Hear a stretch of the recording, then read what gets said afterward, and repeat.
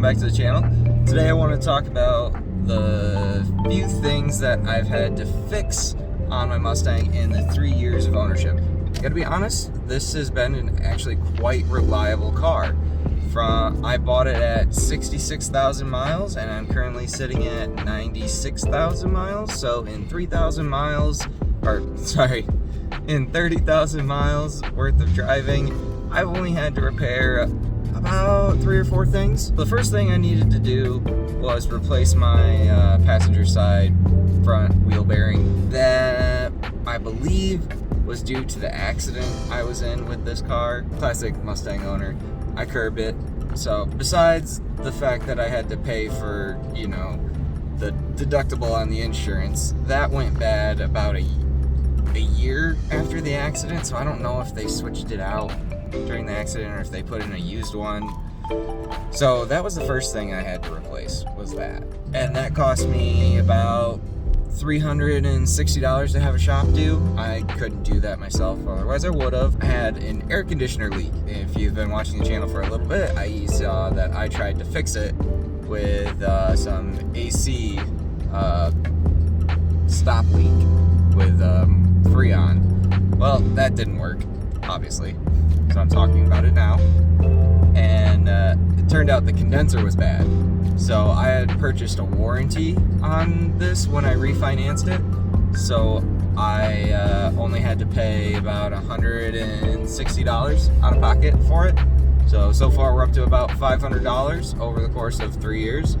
And then the only other thing that I've had to replace that I believe was the manufacturer's fault, there's one other thing, but as far as manufacturing wise, I had to replace the front sway bar end links needed replacing. Those started to go probably around the 80 to 85,000 mile mark.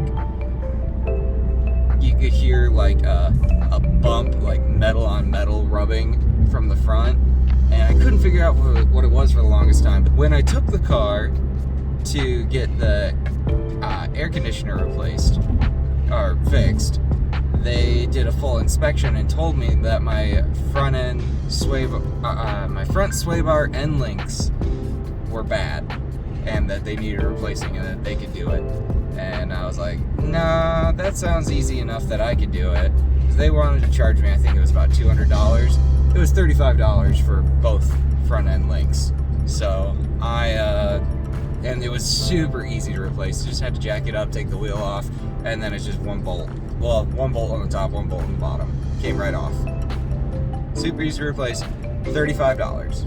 And then the only other thing that I've had to fix on this was whoever owned the car before me and had the aftermarket exhaust installed didn't do a very good job. So either they did it themselves or whatever shop they did, like they used really shitty metals and stuff.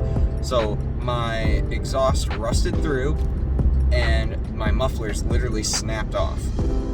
So I paid a shop $200 to have them put new pipe and weld the old mufflers back on. So if you saw my video where I talked about if a muffler delete is too loud, then we're coming full circle again. I had to pay to get those reattached. So that was fun. Now, when I took the car in to get inspected for the AC to find out what was wrong with it, turns out it was the condenser, yada yada yada. They also told me that my suspension, my front strut suspension, was starting to leak slightly. Not like anything like in dire need of repairing, but they were like, yeah, we'll do the full set for you for $1,600. And I was like, no, if I'm gonna spend $1,600 on struts, I'm going to get coilovers.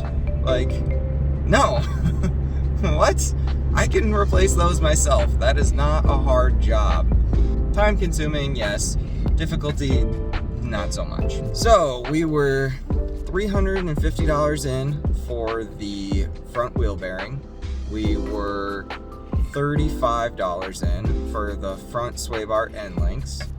We were $170 in for the condenser, and then $200 in for the exhaust. But other than that, no major mechanical issues with this. It's been driving great. The only thing I could complain about is I think I'm pretty sure this is pretty normal with the manual transmissions on these, is that sometimes you really gotta force her into second.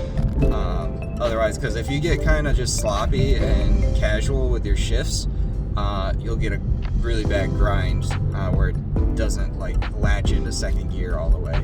So you really got to make sure that that's in before you let go.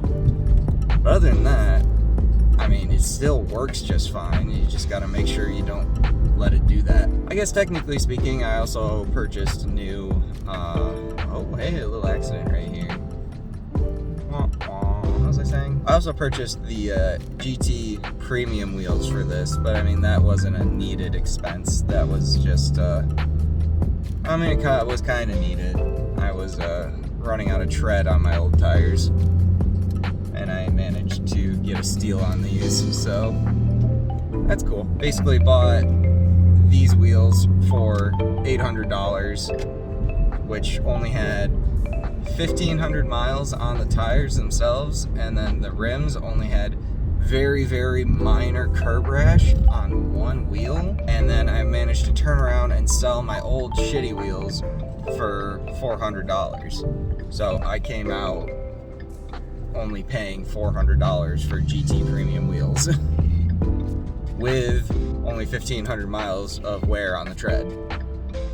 They were basically brand new. But yeah, so I would say the V6 Mustang reliability is actually like really good. I mean, 30,000 miles on the higher end. I understand it's not like that high, but 30,000 miles in, and I only had to replace a handful of things, and pretty much it was like the standard things that you would have to replace. None of that is expected to last the lifetime of the car, honestly. Thank you guys so much for watching today. Make sure you hit that like button and subscribe, and be ready for my video next week on my review of the car of 3 years of ownership and 30,000 miles later.